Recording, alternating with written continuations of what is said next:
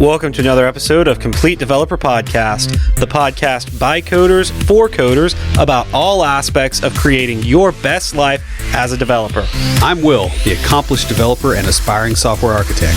And I'm Beej, the journeyman developer, sharing my journey in development. Complete Developer Podcast is supported by listeners like you. We are now on Patreon at www.patreon.com/Complete Developer Podcast.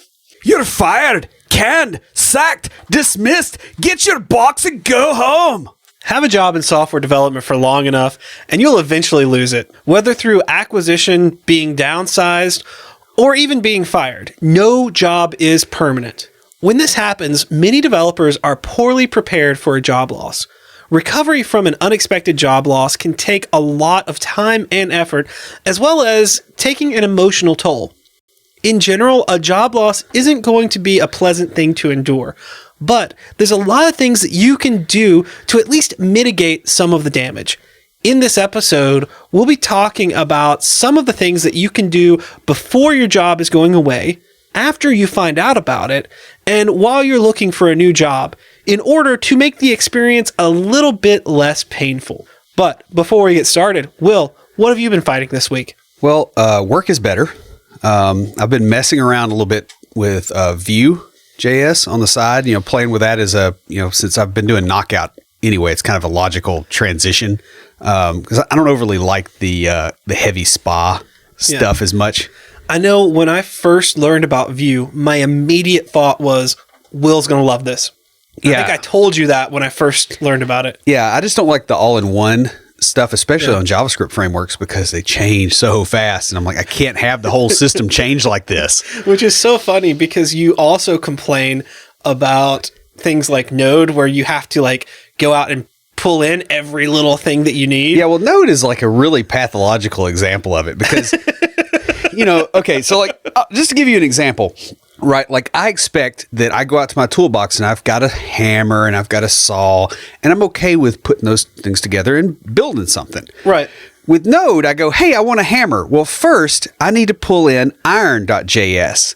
And to get iron.js, I have to have forge.js and crucible.js and ironmine.js. And I also have to import, Have you been playing some Factorio lately? It is. It's like that. It's like, man, I just want the thing. I don't. It's just there's a level that I can't quite deal with where it's too much one way or too much the other. Yeah. But I like the fact that Vue is just, at least at the base case, is just we're dealing with a UI and binding. But like I said, because I've heard you complain about both sides of JavaScript. When I learned a little bit about Vue, my instinct was, this is what Will's looking for. Yeah. So it's funny that you mention it because I think I told you back then, you're like, yeah, when I get some time, I'll look into it. So you've got some time. Yeah. I've also been thinking about taking that data access framework that I built and porting it so that it will work on Azure and .NET Core. And I'm even considering open sourcing it. I think you should. I think that's a great idea. Yeah. I mean, it'll take some rework because it's a little specific in a few spots that I need to clean up. Well, what you should do is open source it and then let some people come in and help you do that, or even let some of the people that we know who are currently looking for a job and have a lot of extra time but have the skills to do that, to show some work that they've done in the open source area. I think it's a great idea. Yeah. The only thing is it's a T4 template. And so you drop it into a project. It's not like its own self-contained thing. And so maintenance is a little weird. So I got to think about it a lot. But I really thought about open sourcing this because it's not something I can exactly sell, but it is useful. I think you should. I think it would be a really great thing. I think you could also get some help from other people on it. And I need to beef up my open source anyways, just for street cred. So yeah, because, in programming, you can't kick the crap out of somebody directly. So you got to do open source to get your street cred. Is that what you're saying? That's what I'm saying. All right. West Side Beej. So what are you doing, West Side? So the project that I inherited and spent so much time dealing with the poorly written object-oriented code, really, the guy was learning OOP when he was writing it. Well, we presented the updates that we'd made, and the upper management for that division, they decided to just scrap the project.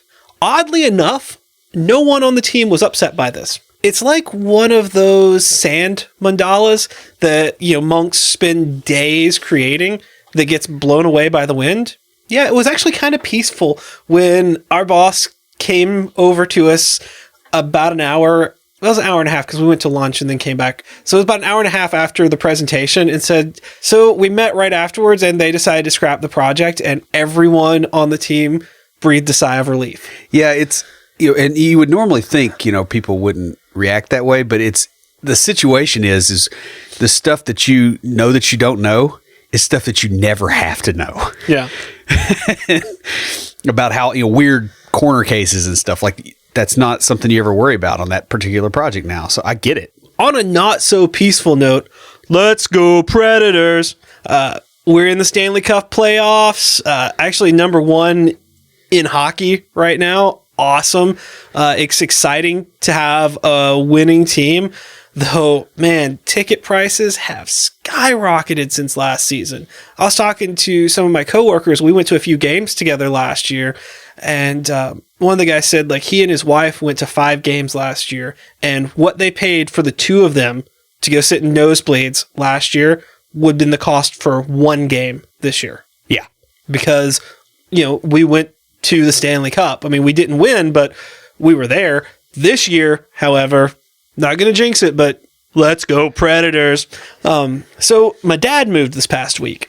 He went back up to West Virginia, where he's from, to help take care of my grandmother. Kind of sad to see him move further away, especially this time of year, because it's almost time to start planting a garden. And since I live in an apartment, I would go up and help him plant and work in his garden, and then I would get fresh vegetables from it.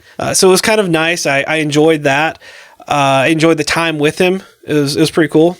Speaking of that, though, I've got something that might help me out with gardening for IoTs.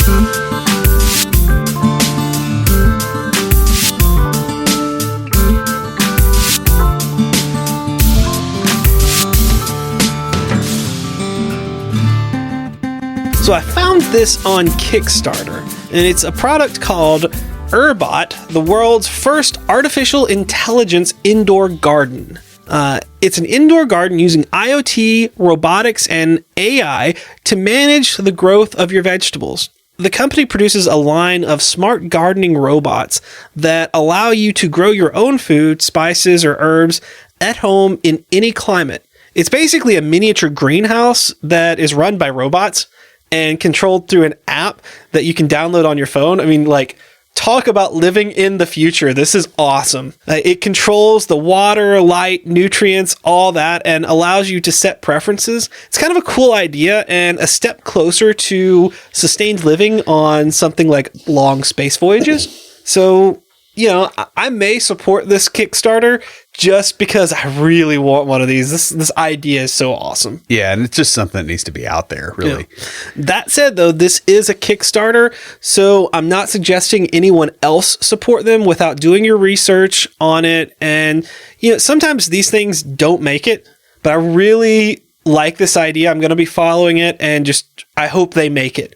Like, I want them to make it because this is such a really cool idea. Yeah, I like to think of Kickstarter as basically gambling, right? Like, don't send them the rent money. But if it's like, hey, I really want this thing to be there, like, that's a vote. Right.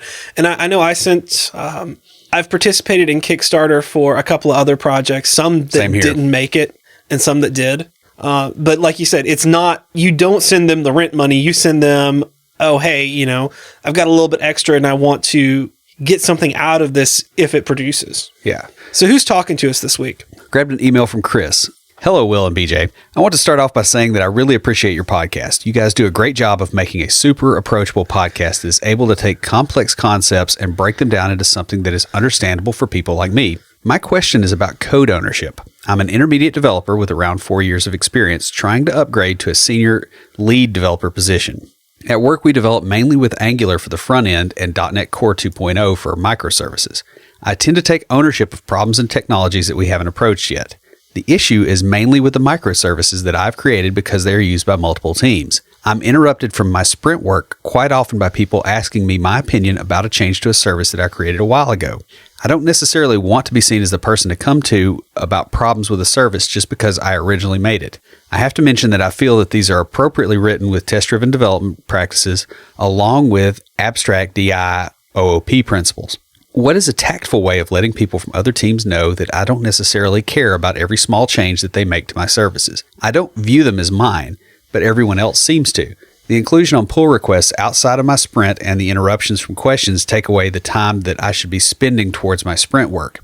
I have complete faith in the other team's ability to solve these problems without me, and the resolution can sometimes take an entire day away from me. Thank you guys for doing what you do.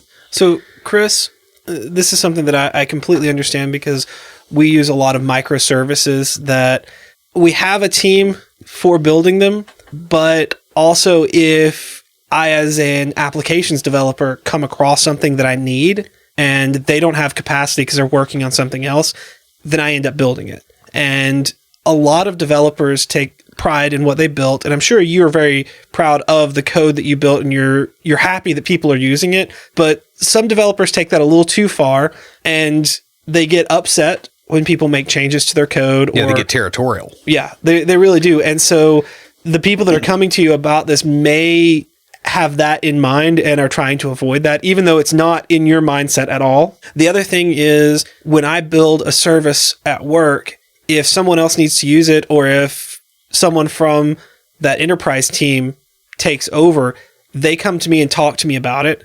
And I walk them through it or they ask questions and stuff. It's a respect thing, but also I understand how it can get annoying. One of the things that we do is we use asynchronous communication. So they will come and say, hey, when do you have a good time to talk about this? Or when can we talk about this? I've got a question. Unless it's something that's like, hey, this isn't working and I need help fixing it. That's a different story. But when it's like, I want to do this or that, the big thing here is talk to your fellow developers. Yeah, so you need to express to them that you have confidence in their ability to fix it. One other thing that you do want to make sure you do, actually two other things. The first of them is to get clarification from management about whether you're supposed to be supporting it or not. They could be telling you one thing and telling them something else. That's very true. And we have a structure where I work for that.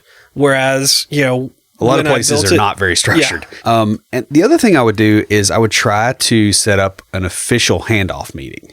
So like when you're done with a service and some other team is taking it over, go, okay, here's the handoff meeting. I'm going to walk you all through this thing, give you notes, give you all the stuff so that you can go away. Right. And that's a great idea too. Yeah. And that's something that we do with our lunch and learns. Yeah. So when someone creates a service, they will speak at that and explain it to everyone so they know how to use it. And then if changes need to be made, it goes over to the team that is in charge of taking care of services. Right. And it's kind of it's sort of ceremonial. It's like a coming of age ceremony. Like after that, you were considered an adult. This is one of those kind of deals. It's like, here's your microservice. You're now a developer of this microservice. You can make decisions. I'm 100% serious on this being a ceremony. Yeah. As goofy as that is. No, I follow you. It works. So, Chris, thanks so much for listening and for the compliments. Send us another email with your contact information because we've got a Complete Developer water bottle just for you. Guys, if you'd like a Complete Developer water bottle, leave us a review in iTunes or comment on the website or any of our social media. We post all our episodes to Twitter, Facebook, Google+, and LinkedIn. We're also on Path, Instagram, and Tumblr. You can check us out each week on Twitter, Facebook, Periscope, and YouTube Live, where we talk about what's going on in the tech world and answer some listener questions. Join the conversation anytime via Slack by going to slack.completedevelopernetwork.com. It's that time of the year again. Beej and I are getting ready for Nashville's premier Polyglot Technology Conference. This year, Music City Code has combined with Music City Agile and Music City Data and formed Music City Tech. Have you ever wondered what it's like to record a podcast? Sit in the audience as we host a panel at the conference that will later, through the magic of editing, become an episode. Meet us and the Junior Developer Toolbox crew at our booth and get some really cool Complete Developer swag. Music City Tech is a 3-day event ranging from May 1st through June 2nd, consisting of simultaneous conferences Music City Code, Music City Agile, and Music City Data, each focused on a particular community of technology professionals held at Vanderbilt University. Speaker selections have been finalized, and sessions can be found at sessions.musiccitytech.com. Beej is one of the speakers this year. Tickets are currently on sale, and you can register at completedeveloper.musiccitytech.com. A job loss is a painful experience, especially if it's unexpected. While there isn't a lot that you can do to completely avoid losing your job, there are a lot of things that you can do to soften the impact. While you may not be expecting to suddenly find yourself unemployed, it's still a good idea to hedge your bets against being unemployed. Planning in advance can not only help you weather a job loss, but can also give you more peace of mind by reducing your risk. We're going to talk about what a job loss can do when you're not prepared for it. Then we're going to go into what you should do before you take the job, what you should do at the job before you find out you're going to be unemployed, what to do after you find out the job is ending but you haven't left yet, and then what you should do after the job is over. Starting off, what a job loss can do if you're unprepared. Well, the most obvious thing is it can completely wreck your finances, especially if you don't have money saved up. And this can lead to cascading effects all the way up to bankruptcy. Money is more expensive than face value if you don't have it. And I know this from experience. Extensive experience. Well, you got extensive experience in a real tight timeline. Very, very true. When I went off to medical school, it cost, I think it was like $5,000 or $8,000 just to hold my seat. And this is before student loans or anything like that came in. Like, I had to front the money. And so I took everything I had in savings. I took and sold a lot of stuff and borrowed some money from my parents to reserve that seat. And then I was in school for several years without being able to work and build that back up. Went through a very rough divorce, went through leaving medical school, not having any prospects and having to find a job just to pay bills and stuff. And so, yeah, it can be really rough, especially when you don't have it. And unexpected stuff like tax bills, medical bills, and the like can really burn you if you're already pinching pennies. So like you're out of work and you don't have substantial savings and you get hit with a large tax bill. I've had tax bills of over $10K hit between contract jobs. And that was rough. And that's even when you know, hey, I'm going back. I'll be back to work in a week or so. When I was going through all of that, I had a kidney stone that I actually just finished paying off the bills a couple of months ago. And it's been, 3 years and some change? Yeah. Like, luckily, I was able to work it out with the hospital to pay a little bit on it as I could. And then as I got a job, I was paying more and just, bit by bit paid it off. The next thing a job loss can do to you is it can destroy your sense of meaning and control over your own life and start a spiral of depression. The very first time I got downsized, I strongly considered getting out of software development. The same thing happened the next 2 times. I can remember having a conversation with a neighbor's son who was a plumber, like legitimately looking at maybe I should just go do that and not be in this field.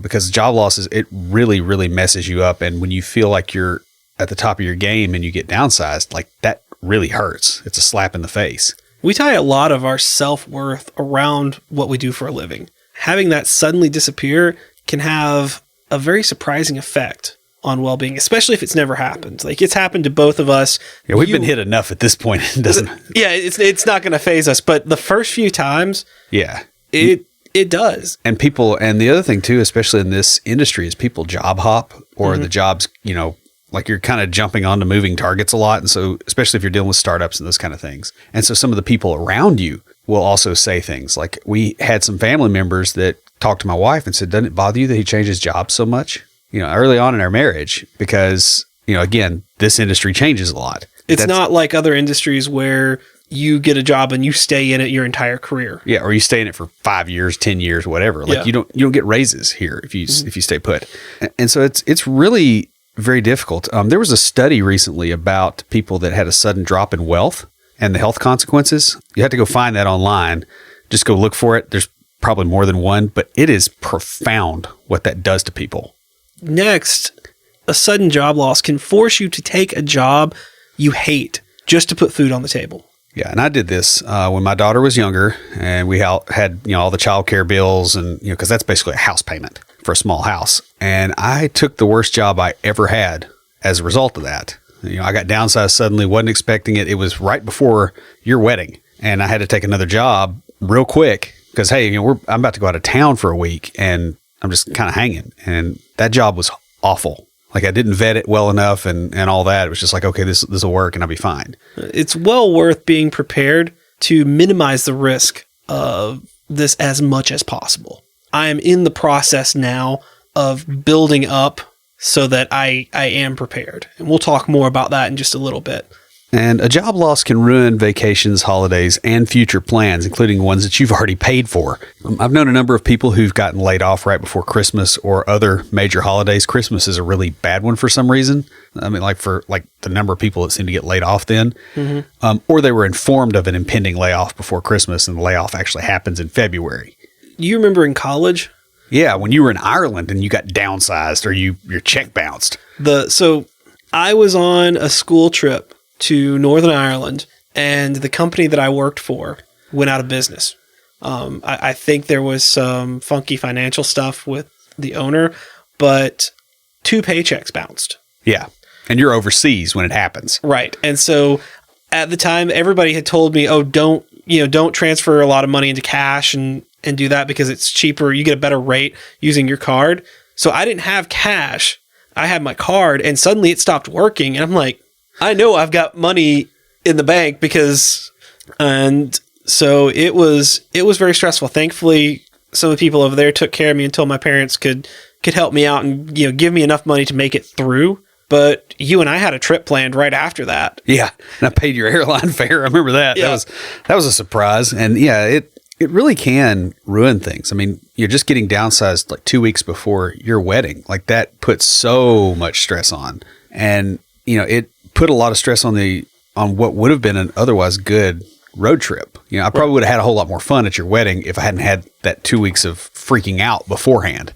Yeah. Next, we're going to talk about what you need to do before you take a job to help mitigate what happens if and when you lose it. Yeah, and this is part of that whole begin with the end in mind.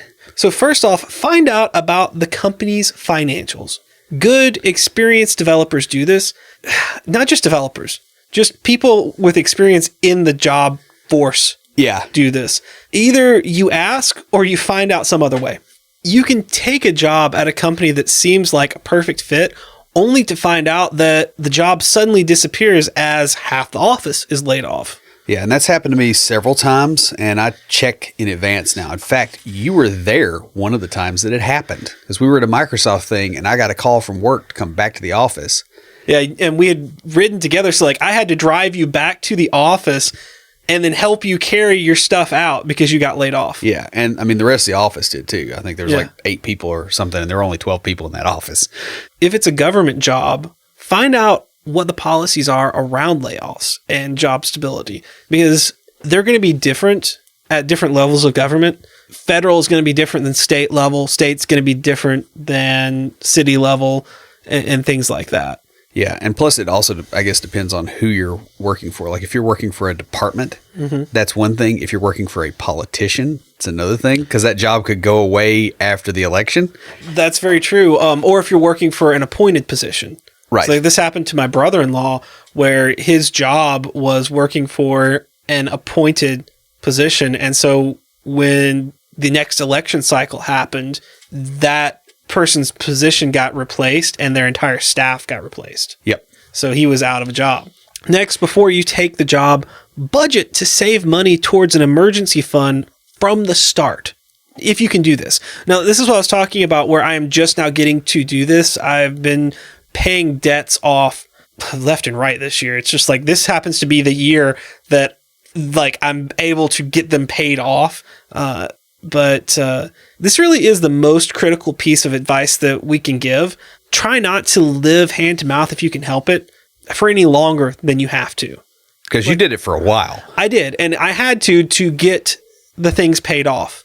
And now I am starting to be able to save up to have a buffer, and then I'll save up to buy a new truck eventually. Yeah. And maybe a new bike. Who knows? One day down the line. Yeah.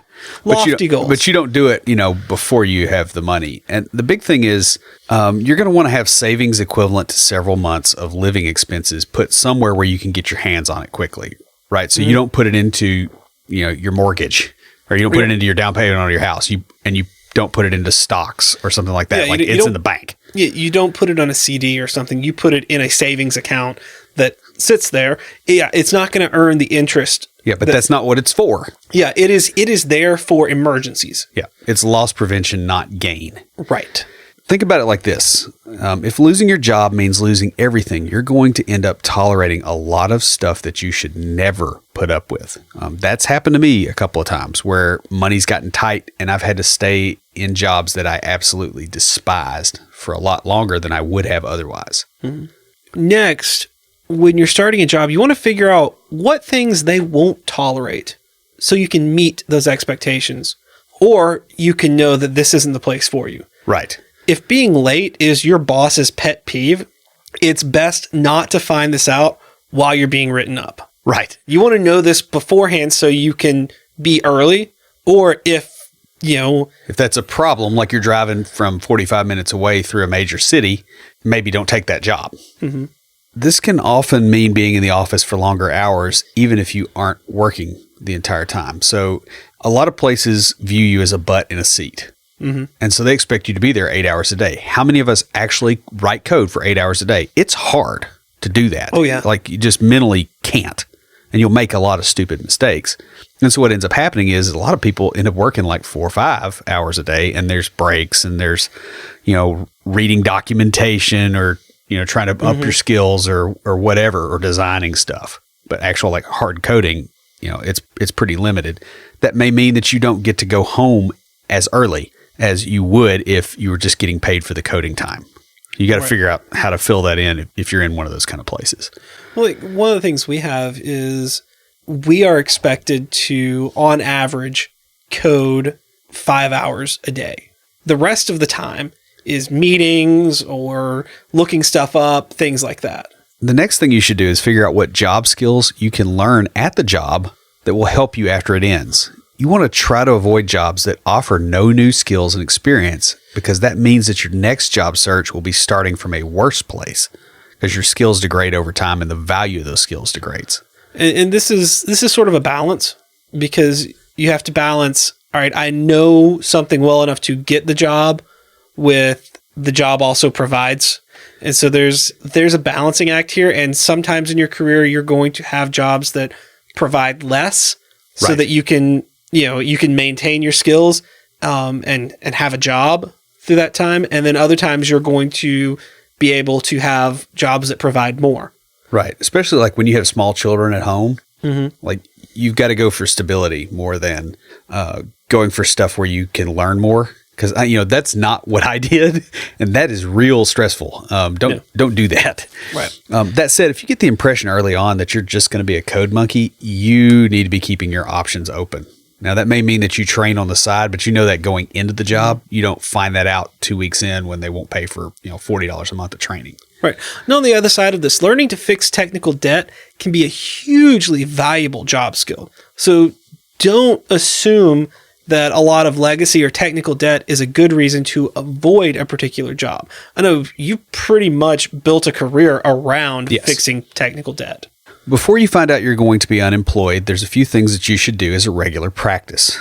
Number one is network, network, network. Yes, please, for all that is holy, do this before you need to do it. Right. We harp on this, and we will continue to harp on this the entire time that we are podcasting and mentoring and helping people. You do not want to be the person, and Will calls it the LinkedIn ninja, who disappears until he's looking for a job. This reeks of desperation. Yeah. And it tells you that this person doesn't really care about you as an individual. Mm-hmm. They're just getting a hold of you when they need you. Right. It's like you and I, we participate in a lot of community activities. Personally, I don't think I go to enough meetup groups. Yeah, In I don't. development, and like I understand why you don't, because you have family and other things. I have podcast work, and I like doing trivia, and I like watching the Preds win. So I don't get out to as much as I really should. But we also keep in touch with people in the community, and we hang out with them, not at groups, but personally. We also have friends that are recruiters. And that's another big thing is I know plenty of developers that get angry or frustrated with recruiters when they call them and they're not looking for a job. And I'm like, this is somebody coming to you with an opportunity that you can make more money. Like even if you're not interested, even if you don't want the job. Yeah, you want to keep that line open. Right. Because when you're looking for a job, if you've been nice to them, and I'll go out to lunch with recruiters, or a lot of times they'll send me something. I'm like, I'm not looking. I'm happy where I'm at, but you know what? I have a friend that is looking for a job. Let me put you in touch with them. Yeah. And then when you're looking for work and that friend has a job, they're going to remember who helped them. Right. I mean, besides the fact that that's what you should do for friends anyway. But also that recruiter is going to remember, hey, this guy was really nice and, helped me out when I was looking for someone to fill a spot. He's looking, so they're going to go out of their way to help you find one, because they know you're a nice person. They want to stay on your radar, but also we as humans, we like to help people that help us. Right. And so, in other words, be a decent human being and interact with other people. It's not about what you gain out of it, but just, So next, something we've already talked about a little bit in the previous point is try to set several months worth of your expenses aside and in the bank. This kind of needs to be a continual thing. And the idea here is don't eat into those savings just because you got a job and things are stable, in air quotes. You probably are going to want to start with 2 to 3 months worth of savings. But if you can get back to where you've got a year's worth of expenses back, that frees you up for more opportunities. So should you get downsized, that's that much more time that you can look. And so you'll be that much better off the next job. Right. Because then you don't have to take a job out of desperation. Right. Don't let a higher paying job convince you to take on more expenses until you've built that slack up. Right. So, you've saved up for your expenses. You've got your expenses for where you are in life now. You take on a job that pays more and you decide, oh, hey, I want to buy a nice new car and take on a car payment. Right. Well, you need to build your expenses up so that if you lose that job, you can keep making that car payment for those months until you find a new job. Right. In other words, don't be dumb just because you got more money coming in. Right. I've seen this trip up a lot of people, and that's why I kind of bring that up. Is it's real easy to do this. We're going to kind of harp on that one because that's a big thing. Next, keep track of your work accomplishments. Find out what something was worth to the company when you did it. Here's the thing. It's a lot easier to get that information in the time, like when it happens, because everyone's pumped up. You're excited about it, and you can find out what that was worth.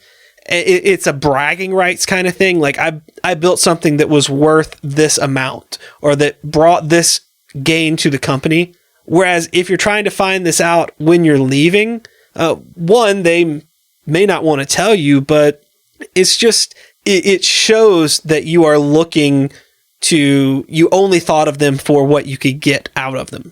Also, you want to keep these accomplishments written down where you can get to them. These can help with pay raises as well as job searches. So don't ignore their value. I know I recently had a performance review. We do them annually.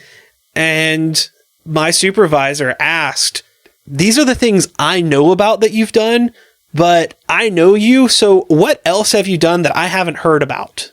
And because I keep track of that, I was able to say, forward her that list, and she could put that into my performance review. Yeah. And this also helps when you're looking for contract work as well, because when you're making a proposal to a company, you can say, look, I did this at this other place and I can do the same for you. So pay me, X percentage of this instead of a salary rate. So you can actually bump up your consulting rate doing this as well. So this is information you should have and keep it on hand. The next point is to keep your resume up to date. And I have a recurring task for this about every 3 months, I think. I get reminded in Noseby, and it's like, go update your resume. I didn't do it this last time, but it's just a continual reminder. There's several reasons for this. The first is that if you periodically update your resume on LinkedIn, it tends to get the attention of recruiters, and it'll send them your way, whether you want that or not. It's interesting what you're saying, that because I'll notice that when I put something in, I'll get contacted by recruiters a lot. And so a lot of times I'll put something in to keep track of it. I'll hear from them, and there's lots of back and forth, but a lot of times I'll get taken out to lunch, stuff like that, just, because they're looking to create that relationship. Yeah, and it's a touch point really to keep that relationship going. Other thing it does, though, that's really the more valuable is that it will protect you from having to edit that thing to get it up to date when you're already stressed out. Because you'll forget stuff, you'll misspell stuff. I mean, like you don't want to be in a negative emotional state and trying to fix your resume before you go broke. Yeah. So one little tip that we'll probably talk more about in a little bit is when you are looking, recruiters every week, they do a search for new information. So if you make a slight change, like to the point of just like changing the spacing in something, that will cause you to go back up to the top of the list. Right. So you do that on Sunday night. Monday, when they come into the office and do that, you're at the top of their list. Yeah. And another thing that this also does is when you're regularly updating your resume, sometimes your employer will notice. Now, you might think that this is bad, and it is bad if you just started doing it and you haven't done it before. Mm-hmm. But if you're in a regular practice of that, they don't react to it anymore. Right. So you kind of condition them in case you do want to start looking like they're not getting advanced intelligence on that. Next, keep your eye open on the local job market. Will and I are really big proponents of participating in the community. Help your friends find jobs. We talked about when recruiters contact you. If you're not looking, point them to people you know that are looking or that may be interested. Not only is it nice, but the information you get is extremely valuable. So you know what the market is looking for. Right. Like, and what the current pay rate is, right? Yeah. Like if you're going to ask for a raise at your current job, you're not leaving, but you're going to try to justify a raise. It's a whole lot easier to do that when there's jobs out there and you know what they're worth. Be cultivating references and have them available on LinkedIn. You and I have done this a lot for other people. You don't want to be asking for these when you're out of work. Ask coworkers and supervisors to write them before you're looking for a job or before you're out of work. Yeah, and do the same for them, right? This will put you ahead of a lot of other people. And what ends up happening is those people that had a positive review of you will be the ones that the recruiters call to check in. This kind of relates back to participating in the community. The more you participate in the community, the more people you know to write you these reviews. Right. Next, keep your relationships with recruiters warm. And we've kind of really been hitting on this already, but if you're planning on using Recruiter, you really need to already have that relationship developed with them. While they will help you if you call them needing help out of the blue, it's going to work a lot better and a lot faster if they already know what you're looking for. They know a little bit about you. They know your personality.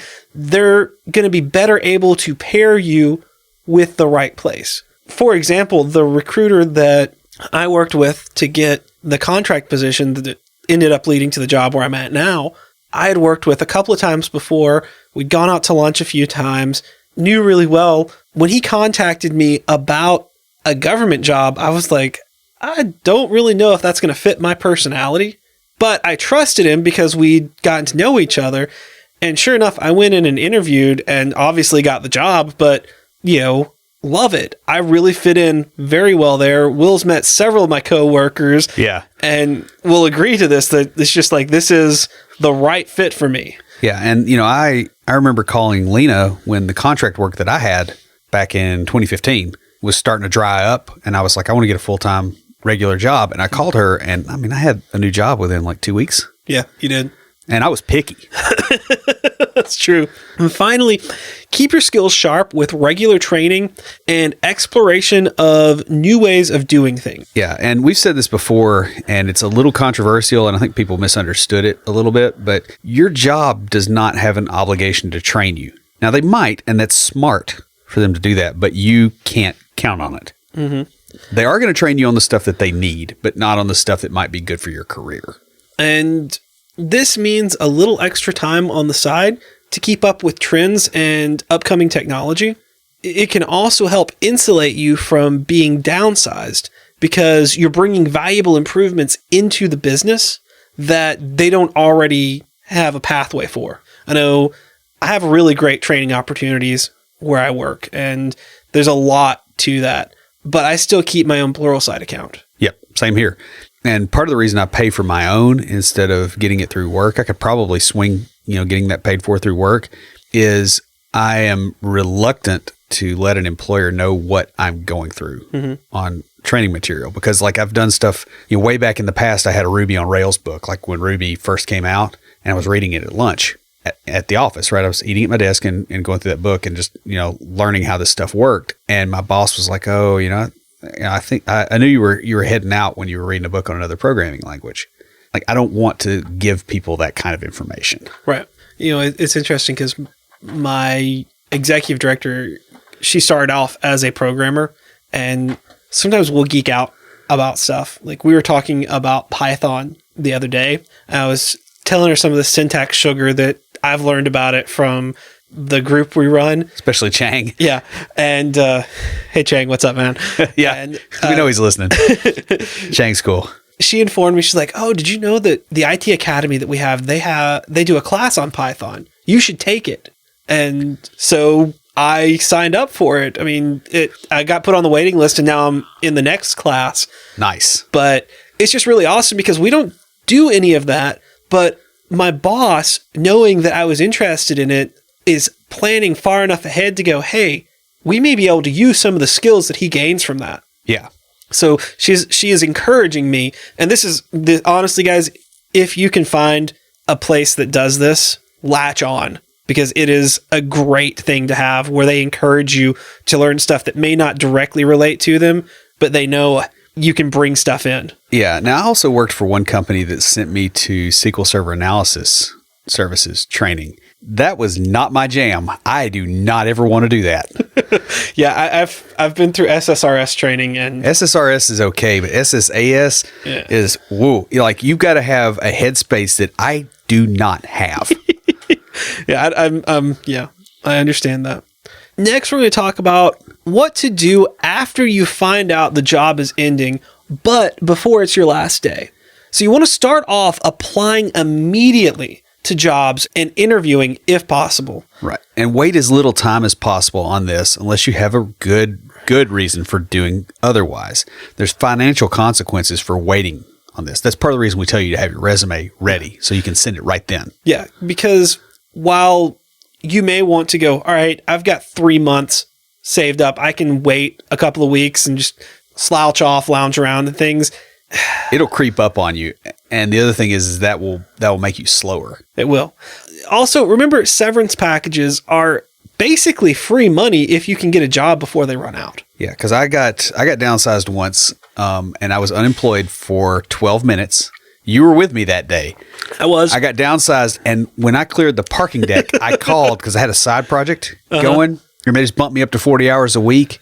And so, I think I got 3 or 4 weeks worth of severance for nothing. For that 12 minutes, I was unemployed. Right. That's worth doing if you've got all the pieces lined up. This can be actually a way that you end up getting ahead by bad luck. Yeah. And that happens, especially when you're prepared for it.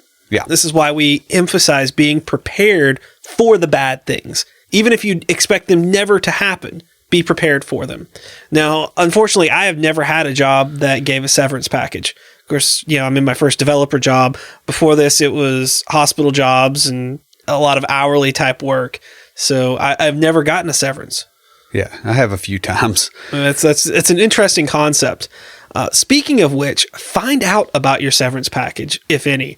If there's not, find out about unemployment options. unless you're fired for cause, you're pretty likely to get a severance package because it's a lot cheaper for the employer than the risk that you'll go to an unemployment. Right. And of course, this is, United States specific, but it's probably even more true in the European Union. Now, if you were fired for a cause, unemployment may be more difficult to get depending on where you are. Yeah. Of course, you can also debate whether you were actually fired for cause and all that. So a lot of times they'll still give you severance just because they want you out of their hair. Yeah, it's usually easier on them to give you a severance and not have to deal with unemployment. Right. Next, double check your resume and get it up to date. Now, if you've been doing what we've been saying, you've already got it pretty much up to date, at least within the last few months up to date. And that just makes this a lot easier. But you really need to go through it. And like Will said, check for spelling errors, other problems, put your most recent stuff on there. I know. And think about the stuff you want to pull off of there. So also, we have a friend that got laid off. I guess it was probably about a year ago. And I was looking something up and saw him on LinkedIn. So I looked at his page and he had another job, still had the job he got laid off from listed as his current job. Yeah. And that is not where you want to be. Right. Also, by updating your resume when you start a new job, this gets that new job into the habit of you updating your resume on the regular.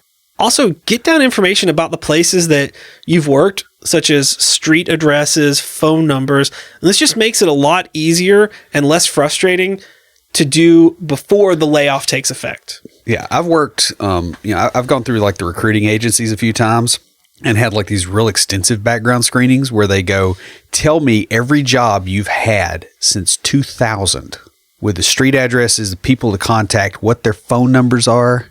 Well, that's... which was a whole lot of fun going, yeah, I don't know what his phone number is, but here's the prison he's in. Yeah.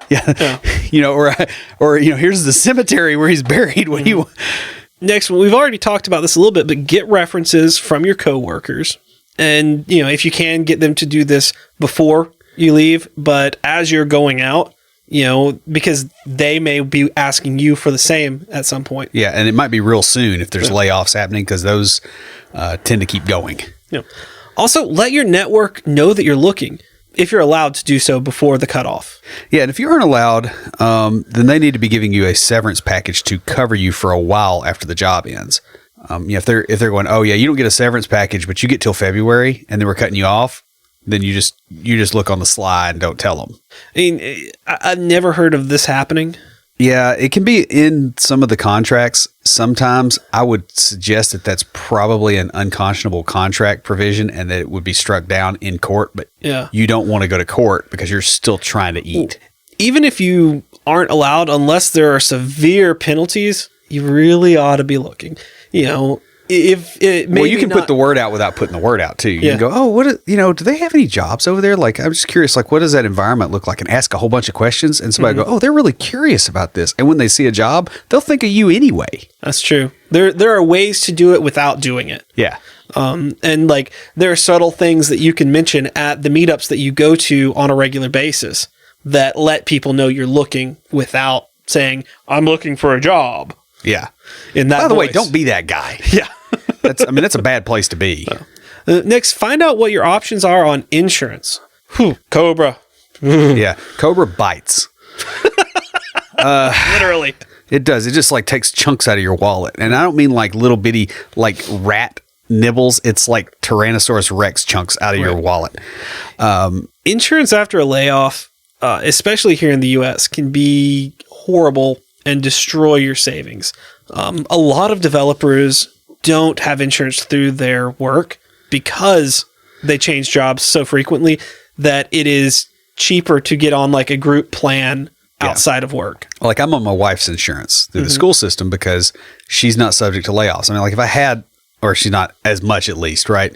If I had the family insurance through work, that puts me in a bad spot. A lot of bankruptcies here are caused by medical expenses.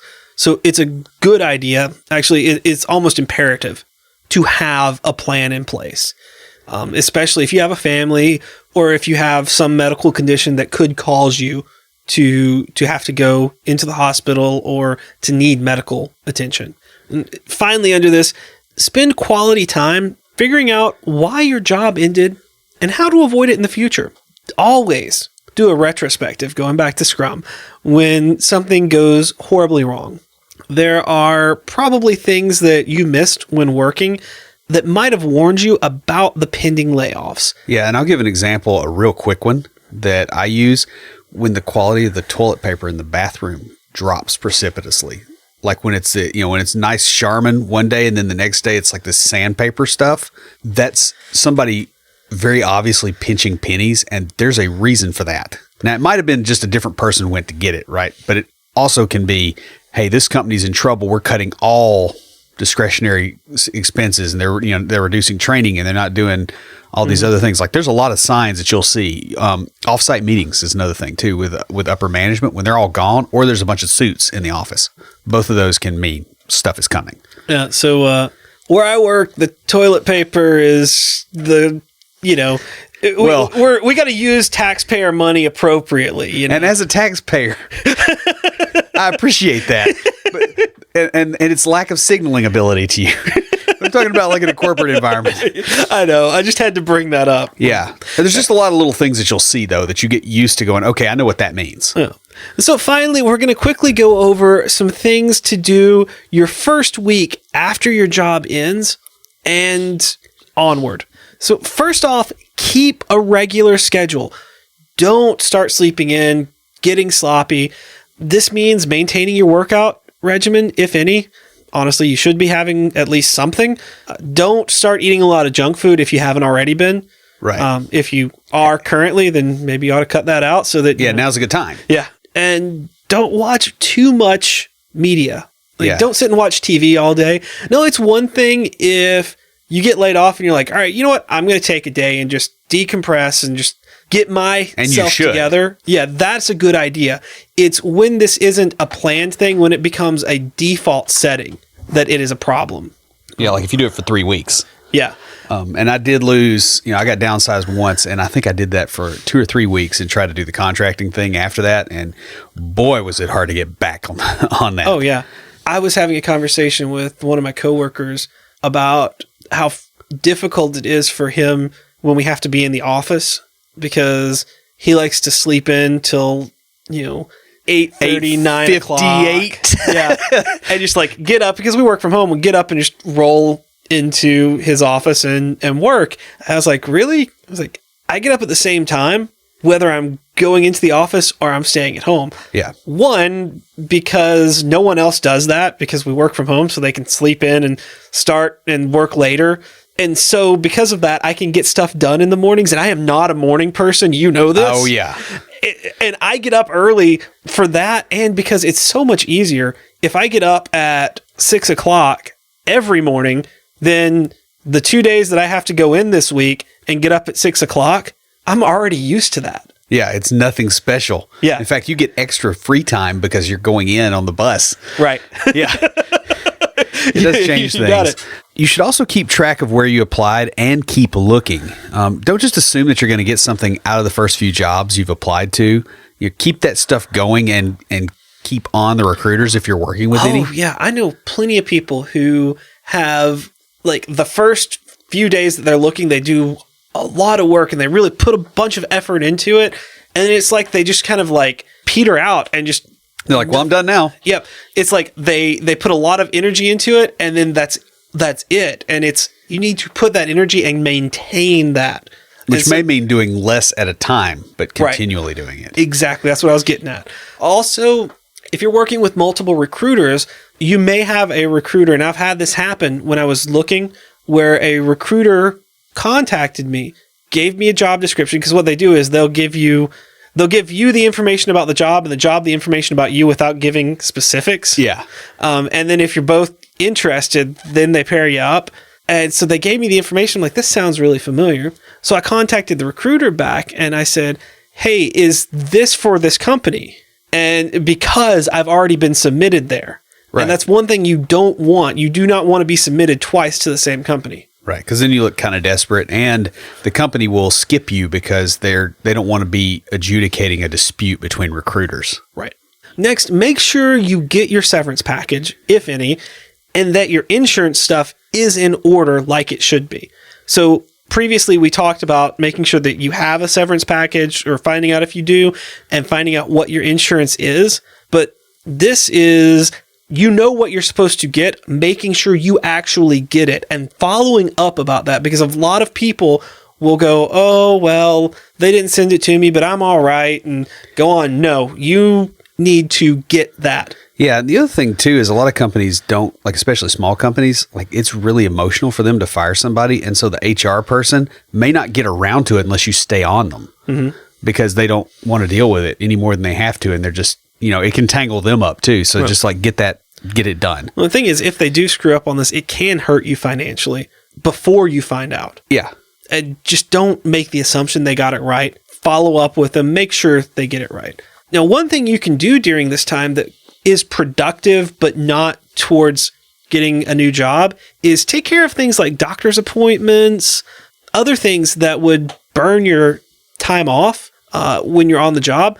Since you're not working, you might as well get these things sorted out between interviews or between submitting your resume to places, so long as you can afford them. Yeah, so you can't like go in and have cosmetic surgery.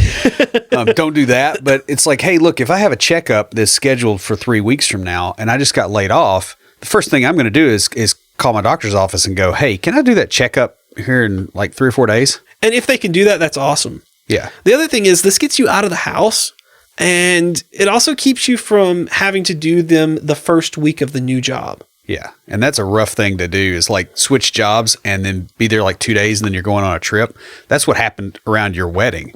Yeah. And man, that was not pleasant to deal with. It's like, oh yeah, I'm just starting, but I'm going to be gone the first week. Like, yeah. Now do try to avoid any large expenses like coming to my wedding.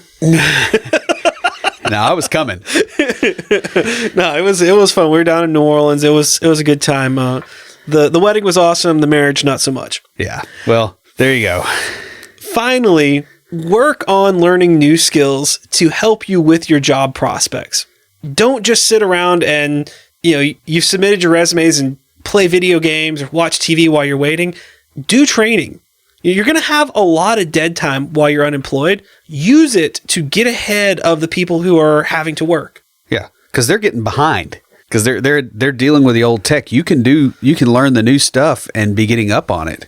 And then when you go into an interview, that puts you ahead. This also gives you a sense of self-direction while things aren't good. And it keeps you in that pattern of getting in front of the computer and working. It's like you were talking about when you took a few weeks off and then got back into consulting. It was hard to get back into that habit and pattern. Well, this keeps those habits going. Or this winter when I had 11 or 12 days off and didn't use them well. I know, because it took us till March. Yeah, we didn't record and we were off, and we need to not ever do that again. Yeah. A week off we can deal with. It was we had 3 weeks where we didn't record. Guys, a job loss can be hard to take, but there are a lot of things that you can do to make the experience a little bit easier to bear. And the best part is a lot of this preparation can help make a job loss less likely, as it also makes you a much more valuable employee. That pretty much wraps us up. Before we close everything out, Will, what do you have for us this week for Tricks of the Trade? Well, I have something I told you early on, and I'm telling the audience now.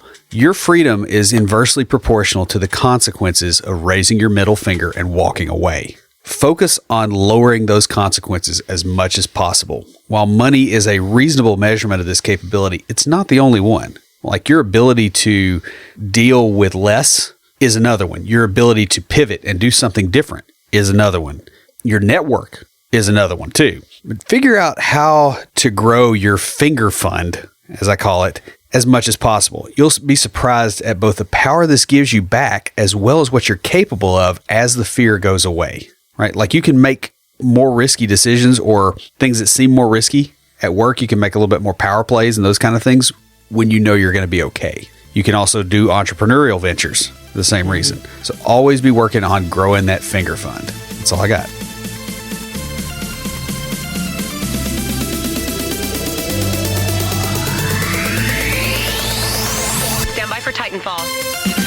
you have a question or comment, please email us at neckbeards@completedeveloperpodcast.com.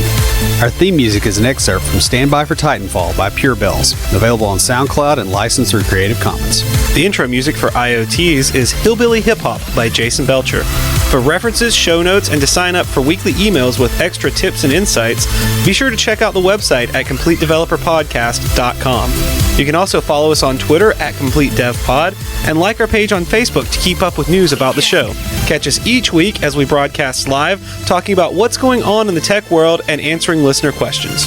Learn more about all of our shows and groups by going to CompleteDeveloperNetwork.com, where you'll find links to Junior Developer Toolbox, Developer Launchpad, and our other communities.